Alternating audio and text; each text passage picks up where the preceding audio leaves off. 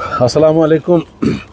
आज यहाँ पे एम्प्लॉय जॉइंट एक्शन कमेटी की तरफ से प्रेस कॉन्फ्रेंस बुलाने का मकसद, सबसे पहले हम मौजूदा सरकार जिन्होंने हाल ही में हलफ लिया है जनाब इज़्ज़त माब उमर अब्दुल्ला साहब की क़यादत में, हम उनको मुबारकबाद देते हैं मुलाजमीन की तरफ से।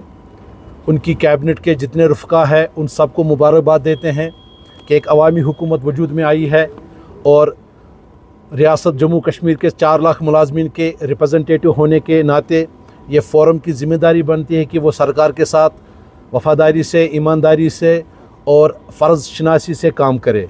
तो हम आज आपके माध्यम से इस प्रेस कॉन्फ्रेंस के ज़रिए सबसे पहले उमर अब्दुल्ला साहब को मुबारकबाद देते हैं, उनकी कैबिनेट को मुबारकबाद देते हैं कि लोगों ने उनको मैंडेट दिया है इस रियासत को चलाने का।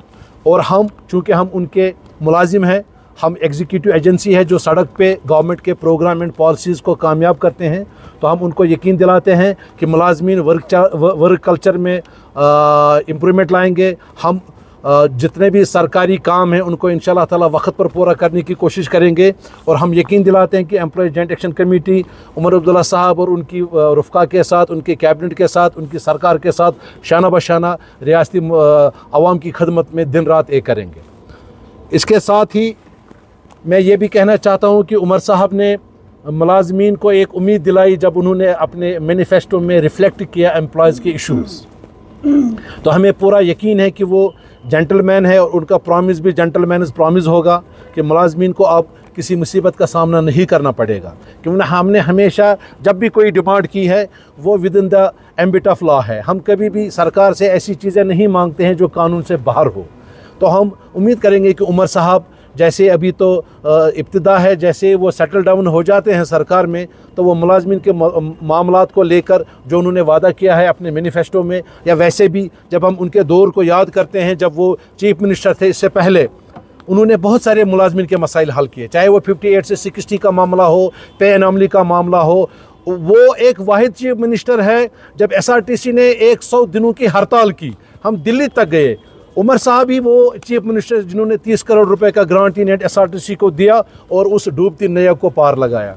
तो आज हम तवक्को करते हैं कि उमर साहब उसी तरह से मुलाजमीन के मसाइल को लेकर संजीदगी के साथ सीरियसली हमारे इश्यूज़ को एड्रेस करेंगे, जिनमें बिलखसूस हमारे 61,000 डेलीवेजर्स है जो पिछले 25-30 सालों से कसम पुरसी की हालत में हैं, मुख्तलिफ महकमों में काम कर रहे हैं। जब यहाँ सरकार, इस रियासत ने बहुत सारे दौर देखे। एक दौर ऐसा था जब सरकार ही गायब थी, किसी की सरकार नहीं थी, उस वक्त सरकारी मुलाजिम सरकार चला रहे थे और ये डेलीवेजर उस वक्त अपनी जान का नजराना इन्होंने पेश किया। इन डेलीवेजरों ने उस वक्त रिस्क लेकर सरकार की पॉलिसियों को चलाया, चाहे वो PHE हो, जंगलात हो, चाहे वो कोई भी महकमा हो, R&B हो, फॉरेस्ट हो, इन्होंने वहाँ पे अपना काम किया। लेकिन बदकिस्मती से 30-35 साल हो गए, 25 साल हो गए, इनकी रेगुलराइजेशन नहीं हो रही है। हमें उम्मीद है कि सरकार पहली फुर्सत में कंसोलिडेटेड जो एम्प्लॉयज़ है, डेलीवेजर जो है, रहबर खेल है, रहबर जंगलात है, यहाँ कितने किस्म के ऐसे टेम्प्रेरी एम्प्लॉयज़ है, कंसोलिडेटेड ड्राइवर्स है जो RTC में काम करते हैं, जो थ्रू प्रॉपर चैनल लगे हैं,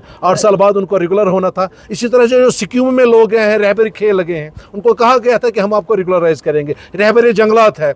तो ये कहने का मतलब ये है कि जितने भी टेम्प्रेरी कैटेगरीज ऑफ एम्प्लॉयज़ हैं उनको रेगुलर किया जाए ताकि वंस फॉर ऑल ये मसला सेटल हो। दूसरा, एक वेज पॉलिसी हो और एक रेगुलराइजेशन पॉलिसी हो, जो आगे सरकार अगर किसी को टेम्प्रेरी बेसिस पे अपॉइंटमेंट करती है, उस बंदे को पता हो कि मैं इस पॉलिसी के तहत हूँ और उस पॉलिसी पे फिर अमल हो। ऐसा ना हो कि किसी को डेलीवेजर लगाते हैं फिर उसको पता ही नहीं होता मुझे कब रेगुलर होना है, वो रिटायरमेंट एज को भी पहुँचता है लेकिन रेगुलर नहीं होता। इसी तरह से वेज पॉलिसी, किसी जगह 20,000 लेता है कोई, किसी जगह 10,000 लेता है। कैंपा में, फॉरेस्ट कॉरपोरेशन में कैंपा है एक, वो 9,300 लेते हैं, उन्हीं का दूसरा एक वेजेस आउटसोर्स है, वो 7,500 लेते हैं। इस तफावत को दूर करना पड़ेगा। सरकार को एक क्लियर कट पॉलिसी लानी पड़ेगी जो वेज पॉलिसी और रेगुलराइजेशन पॉलिसी हो। इसी तरह से सबसे बड़ा मसला है हमारा old pension, restoration of old pension. Omar साहब को मैं उनके जो उन्होंने ट्वीट किया है परसों, उसका मैं वेलकम करता हूँ, जिसमें उन्होंने जाहिर किया है कि हम ओल्ड पेंशन को रेस्टोर करेंगे। मैं इस बात पे उनको सल्यूट करता हूं और उम्मीद करता हूं कि वो पहली फुर्सत में जल्द से जल्द जो उन्होंने ट्वीट किया है इस बारे में हम उसका खैर मकदम करते हैं और हमारी उम्मीदें बढ़ गई है कि ओल्ड पेंशन स्कीम जो स्कीम थी, जो पेंशन था, ओल्ड पेंशन स्कीम जो है उसको वो रेस्टोर करेंगे इंशाल्लाह ताला। हमें उम्मीद है कि उमर साहब अपने वादे पे पूरे खरे उतरेंगे, क्योंकि उनके ट्वीट से पता चलता है कि वो अपने वादे पे बराबर खड़े हैं। तो हम चाहते हैं कि ओल्ड पेंशन स्कीम जैसे हिमाचल ने की, जैसे राजस्थान ने की, क्योंकि मुलाजिम जब अपनी 30-40 साल ज़िंदगी सरकारी काम में देता है उसके बाद में उसके पास सकत नहीं रहती है कि वो अब और कमाए, 60 साल के बाद क्या कमाएगा। तो उसका एक ही सहारा होता है, वो है पेंशन। इसी तरह जो पब्लिक सेक्टर में लोग हैं उनको भी पेंशन के ज़ुमरे में लाया जाए, वो भी शाना बशाना गवर्नमेंट सेक्टर के साथ काम करते हैं। इसी तरह से कुछ इस 4-5 सालों के दौरान बहुत सारे ऑफिसरान, बहुत सारे मुलाजमी टर्मिनेट हुए, कोई सस्पेंड हुआ बहुत सारे केसेस में, बहुत सारे एलिगेशंस में। लेकिन कुछ ऑफिसरान जो डायनामिक ऑफिसर रहे हैं, जिनको सरकार ने इनामात दिए हैं, उनको फॉल्स केसेस में फंसाया गया, उनको सस्पेंड किया गया, 4 साल से वो रिइंस्टेट नहीं हो रहे हैं, ना उनके खिलाफ इंक्वायरी हो रही है। हम मुतालबा करते हैं उमर साहब से कि वो देखें जो सस्पेंशन केसेस ऑफ ऑफिसर्स है या एम्प्लॉइज़ है, अगर आप उनमें इंक्वायरी ही नहीं करेंगे 4-4 साल तो सच और झूठ कैसे बाहर आएगा। अगर आप इंक्वायरी करेंगे और कोई गिल्टी पाया जाता है, आप उसको बाहर का रास्ता दिखाइए। हम नहीं कहते हैं आप उसको माफ़ करें, लेकिन अगर वो बेगुनाह है तो वो बेगुनाही की सज़ा 4 साल 3 साल क्यों काटे। तो रेवेन्यू डिपार्टमेंट में बहुत सारे ऐसे ऑफिसरान हैं जो 3-3 4-4 सालों से सस्पेंड हैं, उनकी इंक्वायरीज नहीं हो रही है। इसी तरह से इस वक्त रियासत के जब आप डिपार्टमेंटों को, कॉरपोरेशनों को देखेंगे तो बहुत सारे मसाइल है। हमारा NHM 2-3 महीने से सैलरी नहीं है, उनकी वेज पॉलिसी नहीं है। हैंडलूम डेवलपमेंट कॉर्पोरेशन 24 माह की तनख्वाह नहीं है, 5 साल से कोई रिटायर बेनिफिट नहीं है। इसी तरह से RET के ट्रांसफ़र का मसला है। रिजर्व कैटेगरी जो जम्मू बेस्ड रिजर्व कैटेगरी यहाँ है, उनकी ट्रांसफ़र पॉलिसी नहीं है। उनके president Anil Radhe ji post pillar उनको नचाया गया, लेकिन अभी तक वो पॉलिसी नहीं हुई, जबकि गवर्नर साहब ने वादा किया था, कमेटी भी बनाई थी, अभी तक वो सब चीज़ें नहीं हुए। +2 लेक्चरर, अब देखें उमर साहब की नोटिस में मैं ये लाना चाहता हूँ, सरकार की नोटिस में, जहाँ डेलीवेजर क्लास 4th के लिए तड़प रहा है, वहीं पे लेक्चरर +2 वाले स्टेगनेटेड है, उनकी प्रमोशन नहीं हो रही है। यानी कि डेलीवेजर से लेकर गजेटेड ऑफिसर तक सफ़र कर रहा है इस सरकार में। आपने 7th पे कमीशन इंप्लीमेंट किया, 99.9% लोग ले रहे हैं, JKSRTC का मुलाजिम नहीं ले रहा है, जबकि JKSRTC का मुलाजिम इस वक्त इलेक्शन हो, उन्होंने किया पार्लियामेंट इलेक्शन, असम्बली इलेक्शन, यात्रा और VVIP मूवमेंट, 24 घंटे ड्यूटी करके सारे फ़राइज़ अंजाम दिए, लेकिन फिर भी वो 7th पे कमीशन से वंचित है। और हमारा रेवेन्यू 225 करोड़ तक पहुंचा, जो 4 साल पहले 70 करोड़ था। तो कहने की बात यह है कि हम सरकार से गुजारिश करते हैं, अगर वो एक हाई लेवल कमेटी तश्कील देते हैं, particularly for to address the issues of employees, जो EJ के एम्प्लॉइज़ के इशूज़ है, जो रियासती मुलाजमीन के इशूज़ है, एक हाई लेवल कमेटी, उसमें हमें नुमाइंदगी दी जाए। वो कमेटी बैठ के, हमें सड़कों पे नहीं निकलना है, हमें कोई प्रोटेस्ट नहीं करना है, हमें कोई जदोजहद नहीं करनी है जिससे सरकार के काम में बाधा पड़े, लेकिन हम सरकार से ये कहते हैं कि आप हमें वो हक़ दे दीजिए जो कानून ने हमें दिया है, जो कॉन्स्टिट्यूशन ऑफ इंडिया ने हमें दिया, जो लेबर लॉ ने हमें दिया है। और हमें उम्मीद है कि उमर साहब मुलाजमीन के लिए ऐसा कुछ करेंगे कि इनको सड़क पर निकलने की नौबत नहीं आएगी।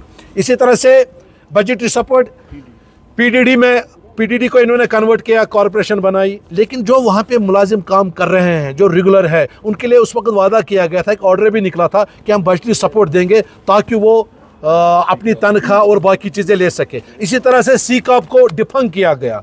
क्यों डिफंक किया गया? अगर वहाँ पे 300, 400, 600 लोगों की रोजी रोटी थी और उनके साथ मुंसलिक जो कारखानेदार हैं वो उसके साथ मुंसलिक थे। यही सेम पोजीशन है हैंडलूम डेवलपमेंट कॉरपोरेशन से। उस पर ये यहाँ पे हमारे बुजुर्गों ने, शेख मोहम्मद अब्दुल्ला साहब ने एक वेलफेयर स्टेट का कंसेप्ट दिया था, ये मैं दोहराना चाहता हूँ।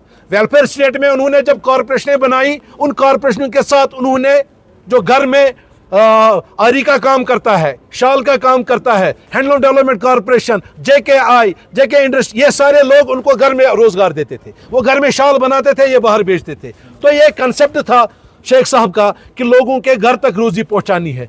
आज हम देखते हैं ये पब्लिक सेक्टर को इतना डिफंग किया गया है, जो वहां काम कर रहे हैं वो भी, उनके भी तनख्वाह नहीं है। इसी यही हाल हुआ जेके सीमेंट का, उसको बंद किया गया, लोग पिछले 40 साल से उनकी 40 महीनों से तनख्वाह नहीं है।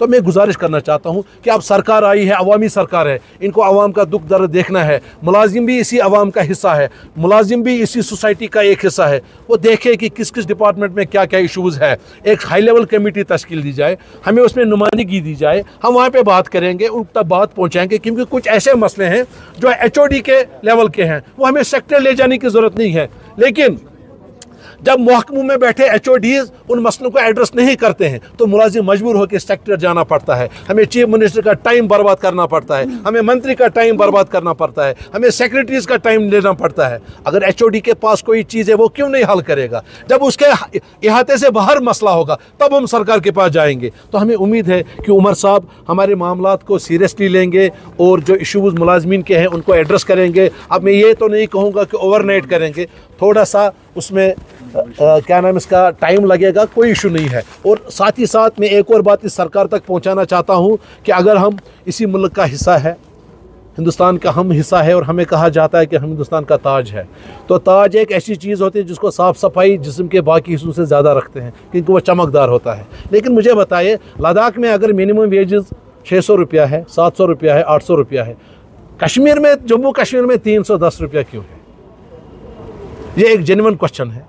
मैं चाहता हूँ अगर आप कहते हैं कि हम मुलाजमिन के साथ ज़्यादती नहीं करेंगे, बल्कि मैं यहाँ पे ये भी दोहराना चाहूँगा, ऑनरेबल इज़्ज़त माब प्राइम मिनिस्टर ऑफ इंडिया ने नेशनल टेलीविज़न पे आफ्टर एब्रोगेशन ऑफ आर्टिकल 370 उन्होंने कहा था कि ये ऑन रिकॉर्ड है कि मैं जम्मू कश्मीर के मुलाजमीन को वो हुकूक दूंगा जिनसे वो वंचित थे। लेकिन शायद उन्होंने डायरेक्शन दी है, आगे जो ब्यूरोक्रेसी है या और कोई है जो रुकावट डाल के हम तक वो हुकूक नहीं पहुंचा रहे हैं। बाकी स्टेटों में 600 रुपया मिनिमम वेज है, यहाँ 310 रुपया है। हम इसीलिए मैंने कहा वेज पॉलिसी और रेगुलराइजेशन पॉलिसी, ये इस कौम पर एक एहसान होगा इस सरकार का अगर वो हमेशा के लिए इस मसले को ख़त्म करके एक वेज पॉलिसी लाएंगे और एक रेगुलराइजेशन पॉलिसी लाएंगे, ताकि नौजवानों का, पढ़े लिखे लोगों का रोज़गार भी बने और उनकी ज़िंदगियाँ तबाह ना हो।